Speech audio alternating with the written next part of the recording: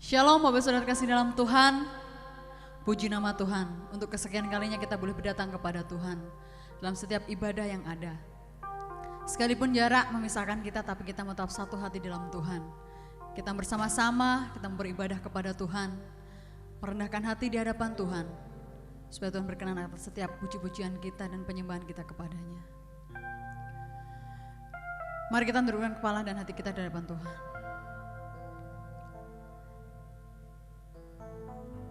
Engkau Allah yang tidak pernah terbatas oleh keadaan Tuhan. Situasi apapun tidak pernah membatasi kasih-Mu yang besar itu terhadap kami Tuhan.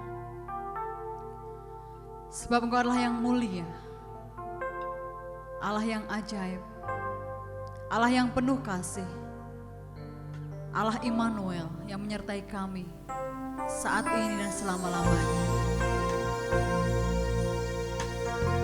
Sebab Engkau Allah yang agung Tuhan, yang layak disembah dan dipuji. Terima kasih Tuhan.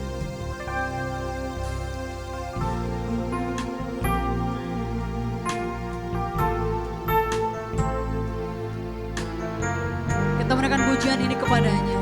Agung dan mulialah Tuhan. Agung dan mulialah Tuhanku. Sempurnalah perbuatan tangan-Mu yang berkuasa atas surga dan seluruh bumi. Siapa yang dapat seperti Kau Tuhan? Agung dan mulialah Tuhanku.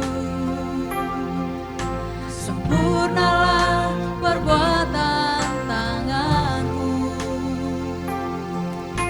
yang berkuasa atas surga dan seluruh bumi. Tiada yang dapat seperti Kau Tuhan. Ku sembah Kau Allah yang maha besar. Ku sembah Kau Yesus keselamatanku. Ku sembah Kau yang kudus, kekuatan hidupku. Ajaib Tuhan, sungguh Engkau mulia. Agung dan mulialah Kau Tuhan. Agung dan mulialah Tuhanku. Sempurnalah perbuatan tangan-Mu yang berkuasa atas surga dan seluruh bumi. Tiada yang dapat seperti Kau Tuhan. Agung dan mulialah Tuhanku.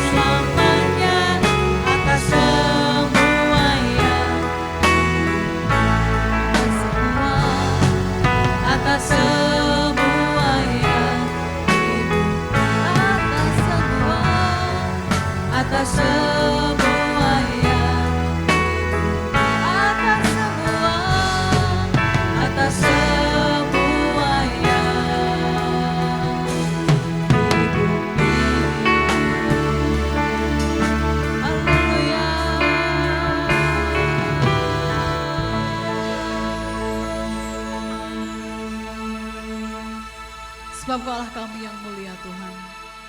Dan izinkanlah kami pada pagi hari ini Tuhan, kami datang untuk menyembah Tuhan. Kami buka ibadah kami dalam satu nama Tuhan kami, Yesus Kristus. Haleluya. Amin. Puji nama Tuhan. Dia adalah Allah gunung batu dan keselamatan kita. Dia kota benteng dan penolong hidup kita. Haleluya. Aku percayakan Engkau Tuhan dalam segala kehidupan kami. Engkau sumber perlindungan kami, tanduk keselamatan kami, dan sang perisai kami. Bahwa Tuhan juga gunung batuku, bahwa Tuhan juga kota bentengku, bahwa Tuhan juga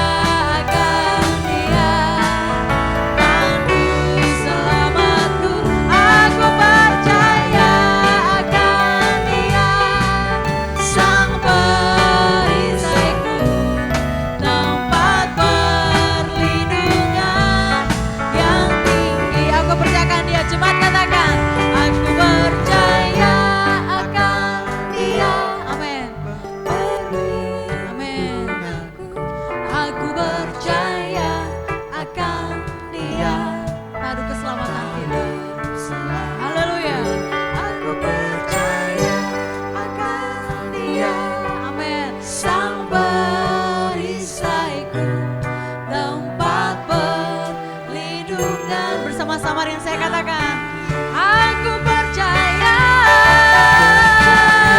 akan Dia perlindunganku. Aku percaya akan Dia tangguh selamatku.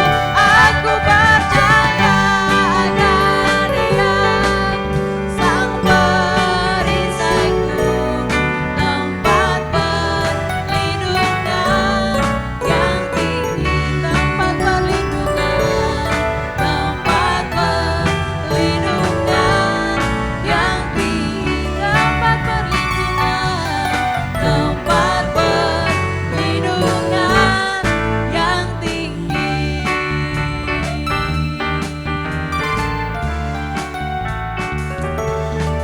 Haleluya. Kita percayakan Dia sebab Dialah sumber keselamatan kita. Tiba saatnya kita akan mendengarkan sabda firman Tuhan. Kita mau siapkan hati kita mau siapkan segala pikiran kita. Mari Tuhan, kami undang masuk ke dalam hati kami Tuhan. Roh Kudus akan menolong kami. Sekalipun lembah kelam harus kami lewati, tapi kami percaya Engkau Allah selalu menyertai kami. Engkau tidak pernah meninggalkan setiap janji-janji-Mu dalam kehidupan kami Tuhan. Engkau selalu menepatinya Tuhan, tepat dan tidak pernah terlambat.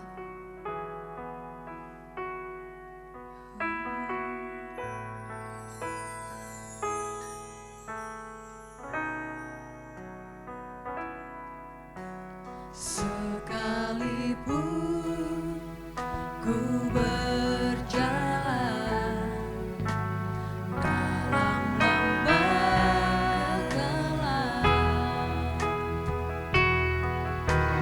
namun tangan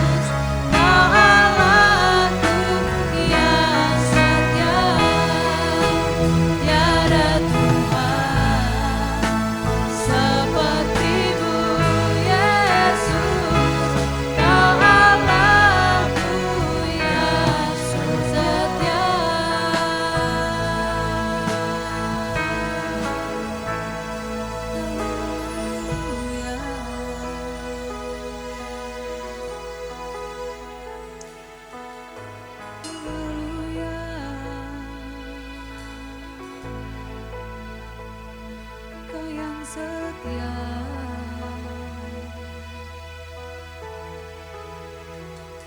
Terima kasih Tuhan. Terima kasih Tuhan. Segala hormat kami naikkan di hadapan-Mu Bapa. Segala hormat kami naikkan di hadapan-Mu Tuhan Yesus. Pada pagi hari ini Tuhan, hati kami siap untuk ditaburi kebenaran firman-Mu. Kau siapkan hati kami, Kau pimpin kami, agar setiap firman yang Tuhan sampaikan melalui hamba-Mu, kami boleh menjadi tanah yang subur. Sehingga firman Tuhan itu boleh berbuah lebat dalam kehidupan kami Tuhan. Kau berkati hamba-Mu yang akan menyampaikan kebenaran firman-Mu Tuhan. Biarlah hanya perkataan-Mu saja yang Tuhan taruh dalam mulutnya, dalam lidah bibirnya Tuhan sampaikan. Karena kami percaya firman-Mu itu yang menghidupi kami, dan kami hidup karena firman-Mu Tuhan. Kami serahkan jemaat-Mu yang ada di rumah kami masing-masing, dan segala keberadaan mereka, untuk kami boleh menyambut firman-Mu. Terima kasih Tuhan. Hanya dalam nama kami Yesus Kristus, kami siap untuk mendengar. Haleluya. Amin.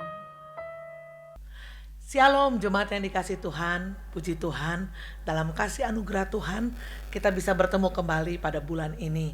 Kita mengucap syukur di tengah-tengah situasi dan keadaan yang seperti ini, kita tetap bisa bertahan karena ada Tuhan bersama dengan kita. Puji Tuhan, kita akan sama-sama belajar dari firman Tuhan yang hari ini terambil dari Roma pasalnya yang ke-6 ayat 1 sampai dengan 6. Roma pasal yang ke-1 Roma pasal yang ke-6 ayat 1 sampai dengan 6. Demikian firman Tuhan. Mati bagi dosa, hidup dengan Kristus. Jika demikian, apakah yang hendak kita katakan? Bolehkah kita bertekun dalam dosa supaya semakin bertambah-tambah kasih karunia itu? Sekali-kali tidak. Bukankah kita telah mati bagi dosa? Bagaimanakah kita masih dapat hidup di dalamnya? Atau tidak tahukah kamu bahwa kita semua yang telah dibaptis dalam Kristus telah dibaptis dalam kematiannya? Dengan demikian kita telah dikuburkan bersama-sama dengan Dia oleh baptisan dalam kematian, supaya sama seperti Kristus telah dibangkitkan dari antara orang mati oleh kemuliaan Bapa, demikian juga kita akan hidup dalam hidup yang baru. Sebab jika kita telah menjadi satu dengan apa yang sama dengan kematiannya, kita juga akan menjadi satu dengan apa yang sama dengan kebangkitannya. Karena kita tahu bahwa manusia lama kita telah turut disalibkan, supaya tubuh dosa kita hilang kuasanya, agar jangan kita menghambakan diri lagi kepada dosa. Puji Tuhan. Bapak Ibu, kita tahu pemerintah menerapkan new normal, ya. Arti new normal sekarang ini menurut juru bicara dari pemerintah yang menangani khusus COVID-19 mengatakan Bapak Ahmad Yuryanto bahwa tatanan, kebiasaan dan perilaku baru yang berbasis pada adaptasi untuk membudayakan perilaku hidup bersih dan sehat. Itu yang dikatakan new normal. Semuanya berubah. Apakah COVID-nya sudah pergi? Belum. Tidak. Dia masih ada. Tapi kita mulai dengan suatu tatanan yang baru, suatu kebiasaan yang baru. Cara hidup kita harus berubah. Cara kita menjaga kebersihan harus berubah. Bukan perkara yang mudah kadang-kala Bapak Ibu. Kita mungkin terbiasa untuk tidak sering cuci tangan, tidak pernah pakai masker, tidak ada social distancing, jaga jarak. Kita biasa berinteraksi dan sosialisasi dengan orang lain.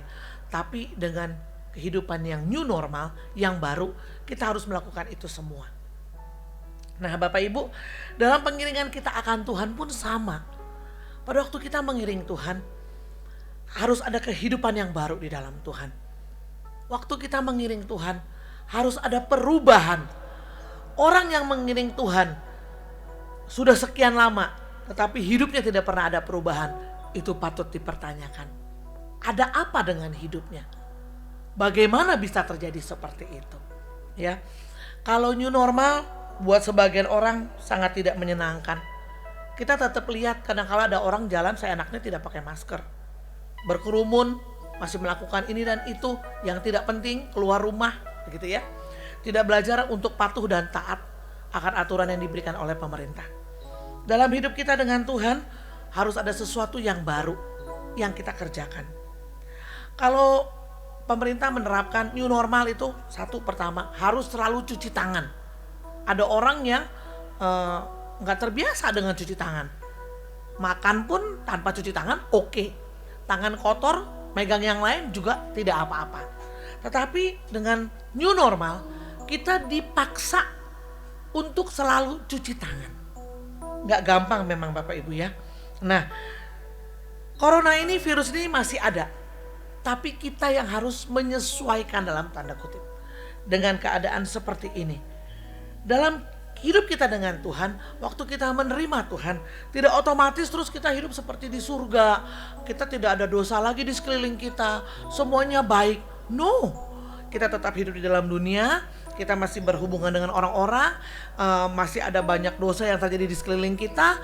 Bahkan masih ada kemungkinan untuk kita jatuh di dalam dosa, tergoda dengan dosa.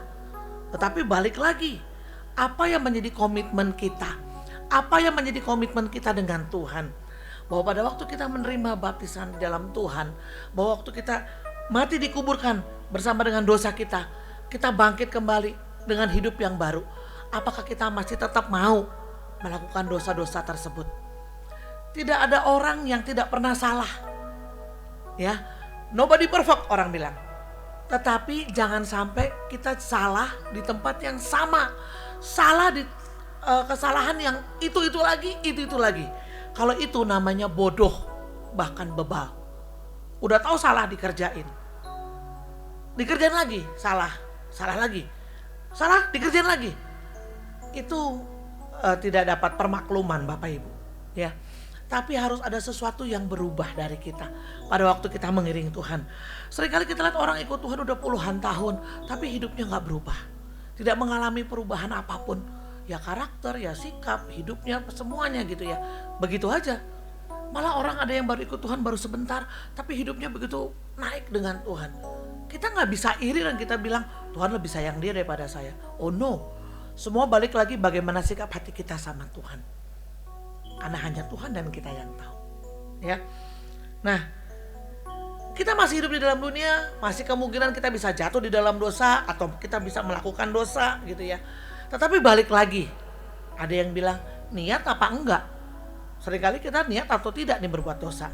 Atau kita masuk dalam coba-coba. Kayaknya gak terlalu parah. Coba-cobalah, cuma begini mah gak apa-apa gitu ya. Tanpa sadar itu akan bawa kita masuk lebih dalam lagi.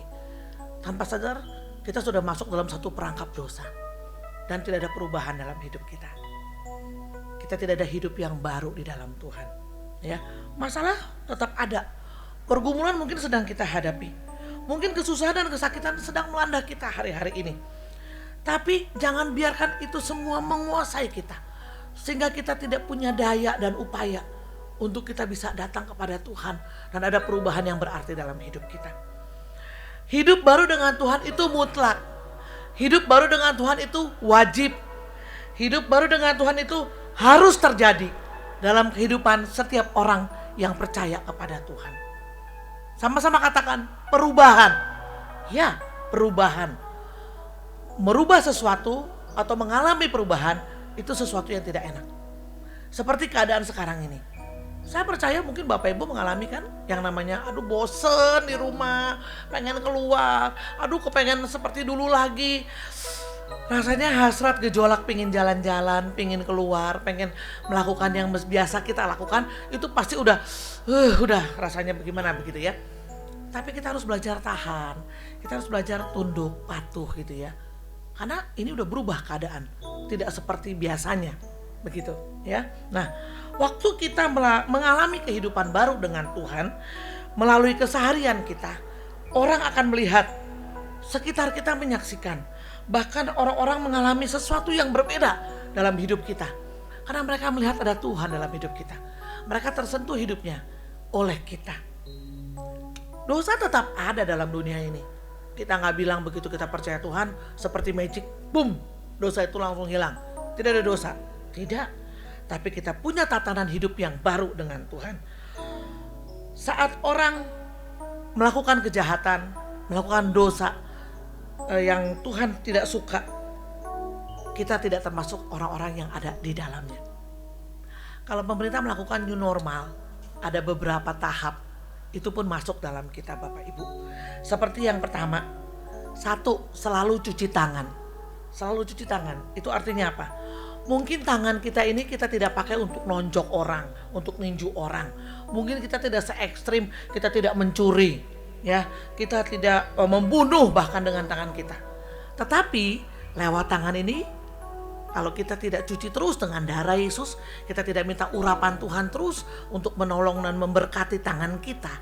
Lewat tangan kita itu kita bisa melakukan kejahatan loh. Kejahatan apa Bu? Saya nggak pernah mencuri, saya tidak pernah memukul, saya tidak pernah bahkan membunuh dengan tangan saya. Tapi sekarang banyak dosa dengan tangan lewat jempol. Dosa apa?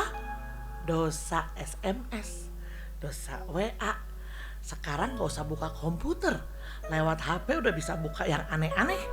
Lewat HP udah bisa kita memfitnah orang, membunuh karakter orang.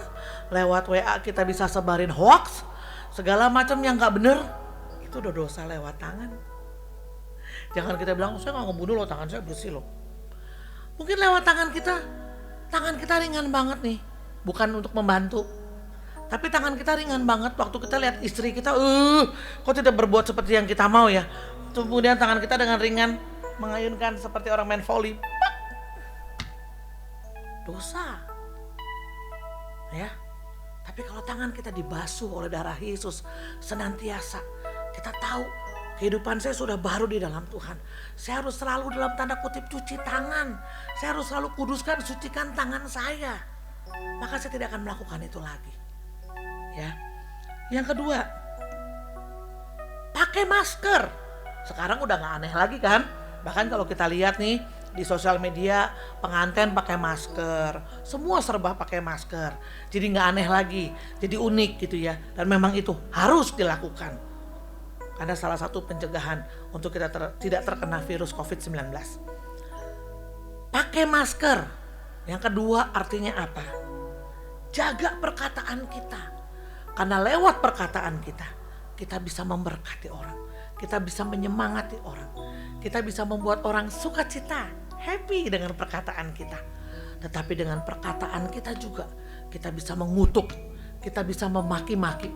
Dengan mudah kita mengatakan kata-kata yang jahat sekali. Bisa menyakiti hati orang sampai tembus ke dalam.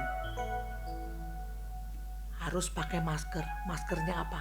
Minta tutup bungkus dengan darah Yesus. Sehingga ini selalu terjaga. Kehidupan baru kita dengan Tuhan itu berubah. Mungkin dulu orang lihat kita sebagai orang yang comel bener, apa-apa di komen, belum komennya nyelekit. Orang kalau hidupnya pahit dengan Tuhan, itu kalau komen apa aja tuh gak enak bener didengar. Orang tuh rasanya tuh kalau ada dia tuh, aduh ngomong apa lagi, aduh komen apa lagi nih, gak enak nih kalau komen nih gitu ya. Karena kita gak pakai masker dari Tuhan, kita tidak menjaga perkataan kita. Ya, tidak untuk memberkati tapi untuk mengutuk atau melakukan yang jahat dengan mulut kita. Kita memaki seenaknya anak kita, istri kita, suami kita. Di satu sisi kita memberkati tapi di sisi yang lain kita juga dengan mudah mengutuk dan ngata-ngatain. Dan menurut kita itu bener kok, kayak ngeselin soalnya, pantaslah saya katain gitu ya. Padahal bukan itu yang Tuhan mau. Yang ketiga, jaga jarak, social distancing. Jaga jarak itu sebenarnya nggak enak ya, apalagi kalau kita biasa deket gitu ya, mesti jaga jarak gitu. Yang ketiga, jaga jarak dengan apa? Dengan dosa. Bahkan bukan hanya jaga jarak, kalau bisa dengan dosa tuh nggak usah kenal sama sekali. Lakukan tindakan ekstrim gitu ya. Kalau kita di tempat umum sekarang diberlakukan jaga jarak, kita berani nggak tegur orang yang di depan kita yang tidak mau jaga jarak? Atau kita sungkan, atau kita bilang, Pak maaf Pak, tolong berjarak ya. Kita kadang-kadang lebih sungkan sama orang daripada sama dosa. Karena dosa datangnya kadang-kadang tuh gak langsung bruk, begitu kelihatan yang serem, takut, jahat, kita langsung pasti tolak dalam nama Tuhan Yesus. Nyah, gak, datangnya pelan, halus, masuk, tanpa sadar kita sudah ada di dalamnya. Kalau kita tidak jaga jarak dengan dosa, kita sendiri sudah masuk di dalamnya. Harus tegas, Terus jaga jarak dengan dosa. Tuhan, jangan biarkan setiap dosa masuk dalam hidupku. Aku tutup setiap celah dalam nama Tuhan Yesus Kristus. Jangan, ya udahlah, namanya juga manusia ya, penuh kelemahan. Kita kan masih hidup di dunia. Ya nggak bisa lah, namanya orang. Kita sedang membuka celah untuk diri kita sendiri. Kita sedang membiarkan perlahan-lahan dosa. Yuk masuk, nggak apa-apa kok. Asal jangan ambil semua ya. Nggak apa-apa kok. Asal jangan terlalu banyak ya. Jangan kentara ya. Tanpa sadar kita sedang lakukan itu. Sedangkan Tuhan bilang jaga jarak. Kalau perlu nggak kenal sama yang namanya dosa. Seringkali kita takut dibilang ekstrim. Harus dengan Tuhan harus ekstrim. Kalau nggak ekstrim, suam-suam kuku dimuntahkan kan? Itu firman Tuhan. Bukan saya yang bilang, gitu ya. Nah, yang keempat, menghindari kerumunan. Saya tuh kadang nggak habis pikir ya. Jangankan social distancing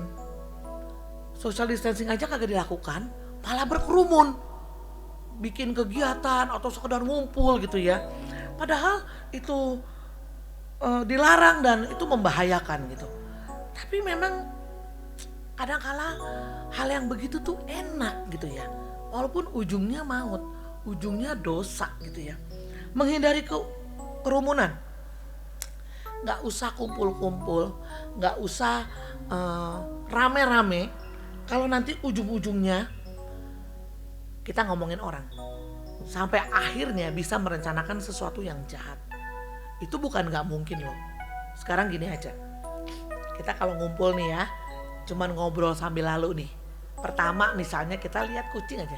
Tuh kucing bagus ya bulunya. Iya ya, oh kalau kucing gini ya.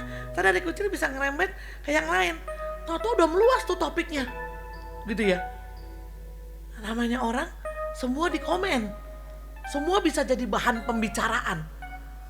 Menghindari kerumunan. Apalagi kalau ujung-ujungnya nanti jadi ngomongin orang. Ujung-ujungnya bisa jadi merencanakan yang jahat. Lebih baik katakan tidak dan jangan lakukan. Memang bukan hal yang mudah. Kadang-kadang kala nggak apa-apa kok, cuma begini aja gitu ya.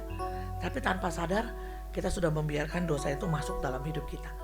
Tanpa sadar kita membiarkan itu ada dalam hidup kita. Ya, Bapak Ibu, new normal dalam Tuhan adalah perubahan hati dan sikap perilaku dalam kehidupan kita. Kehidupan kita mencerminkan seseorang yang sudah berubah, ada perubahan, dan siap mengubah yang ada di sekelilingnya. Bagaimana kita mau mengubah yang ada di sekeliling kita kalau kita sendiri belum berubah? Betul Bapak Ibu? Orang masih melihat kita sebagai seorang yang tidak sabar. Orang masih melihat kita sebagai seorang yang kejam.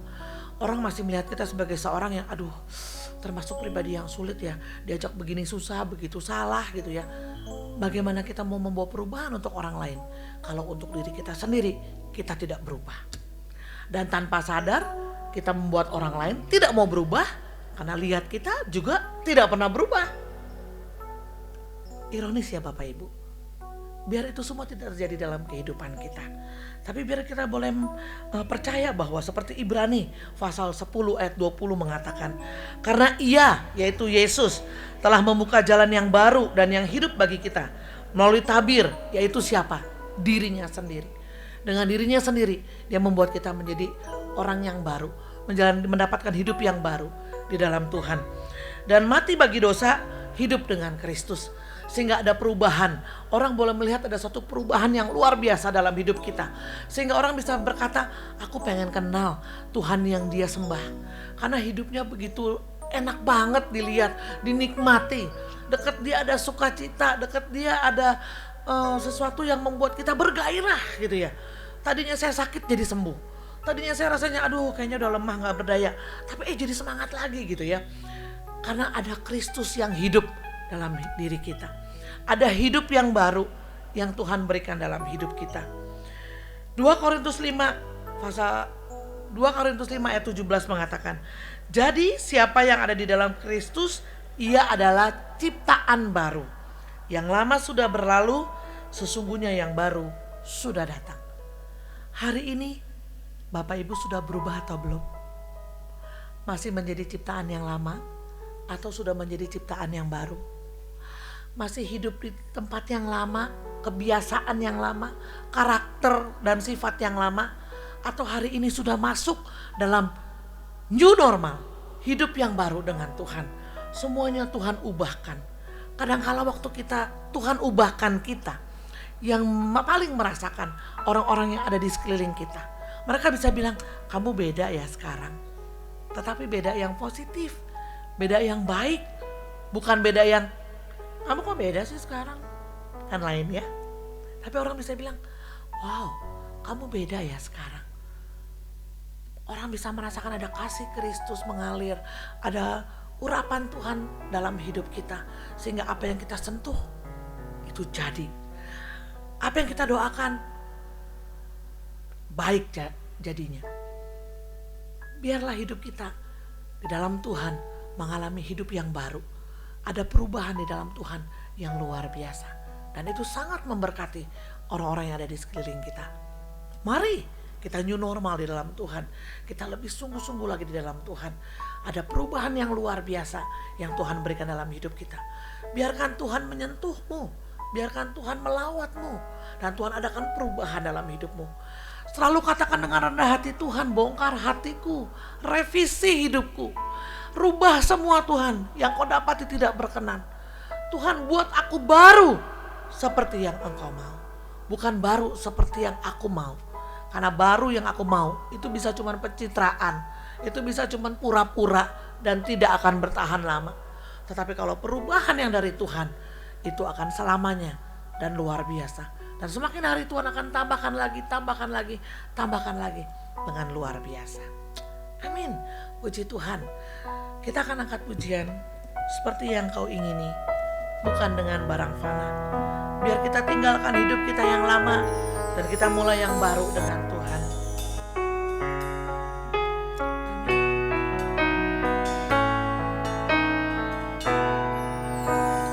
Bukan dengan barang fana kau membayar dosaku, dengan darah yang mahal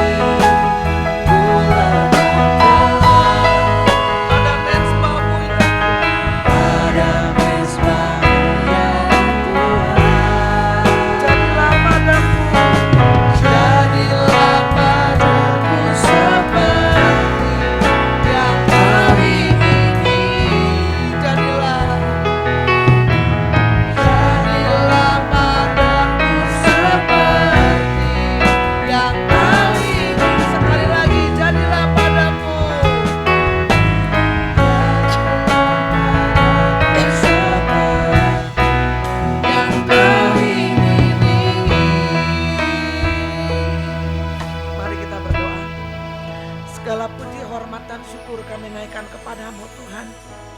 Terima kasih Bapa. Ampuni Tuhan kalau hidup kami yang lalu, kami jauh daripada Tuhan. Banyak hal yang jahat yang tidak berkenan yang kami lakukan. Tuhan, kami mau berubah. Kami mau mengalami perubahan bersama dengan Engkau. Kami tahu Tuhan dengan kekuatan kami tidak mampu. Tetapi Tuhan tolong kami. Tolong kami Tuhan. Supaya kami mempunyai hidup yang baru dengan Tuhan. Kami tidak mau lagi bermain-main dengan dosa Tuhan. Tapi kami boleh mengalami Engkau dalam hidup kami sungguh nyata dan luar biasa. Terima kasih Tuhan, hamba-Mu selesai berbicara. Tapi Roh Kudus bicara terus kepada setiap kami, pribadi lepas pribadi. Tuhan berurusan dengan kami Tuhan. Engkau rubah semua Tuhan. Apa yang kau dapati tidak berkenan, apa yang kau dapati ini sungguh tidak baik.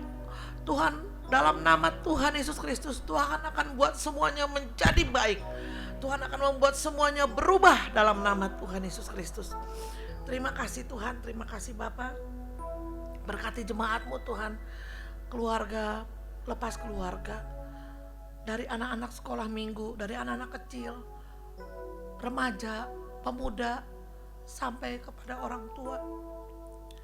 Bapa berkati mereka Tuhan. Kesehatan, kekuatan, pimpinan dan penyertaan Tuhan turun atas setiap jemaat-Mu. Dimanapun mereka berada Tuhan, tutup bungkus mereka dengan kuat kuasa darah-Mu yang kudus. Kami tidak bisa bertemu Tuhan, tetapi kami semua ada dalam kasih Tuhan. Tuhan jaga kami, Tuhan pelihara kami. Tuhan tutup bungkus kami dengan kuat kuasa darah-Mu yang kudus. Apa yang menjadi usaha pekerjaan kami Tuhan, sertai kami Tuhan. Berikan jalan keluar. Yang sedang mengalami kesusahan, berikan jalan keluar. Yang sedang mengalami sakit, Tuhan sembuhkan. Dalam nama Tuhan Yesus Kristus. Terima kasih Tuhan, terima kasih Bapa. Biar setiap firman yang kami dengar tidak berlalu begitu saja, tetapi terus menyertai kami, terus membangun kami, dan merubah kami. Terima kasih Bapa, terima kasih Tuhan. Dalam nama Tuhan Yesus Allah yang hidup, kami berdoa dan kami naikkan syukur kami. Bapak Ibu Saudara sekalian, arahkan hatimu dan terima setiap berkat yang Tuhan berikan. Dalam nama Tuhan Yesus Kristus, biar kiranya cinta kasih, pemeliharaan dari Bapa di surga, tuntunan, hikmat dan bimbingan Roh Kudus menyertai Bapak Ibu sekalian. Penyertaan dan pelindungan dari Tuhan Yesus Kristus ada bersama Bapak Ibu sekalian dari hari ini sampai selama-lamanya. Tuhan memberkati lumbungmu, Tuhan memberkati usahamu, Tuhan memberkati apapun yang kau kerjakan dalam kehendak Tuhan. Semuanya Tuhan buat berhasil. Tuhan berkati berlimpah-limpah dan jadi berkat Tuhan yang ajaib. Tuhan memberkati suami, istri, anak, mantu, cucu, orang tua yang ada dalam keluargamu. Dijaga, dipelihara Tuhan. Kesehatan, kekuatan, roh, jiwa, tubuh menyertai senantiasa. Semuanya sehat, semuanya kuat, semuanya sembuh dalam nama Tuhan Yesus Kristus. Dan setiap kita yang percaya menerima berkat Tuhan sama-sama berkata, amin. Tuhan Yesus memberkati.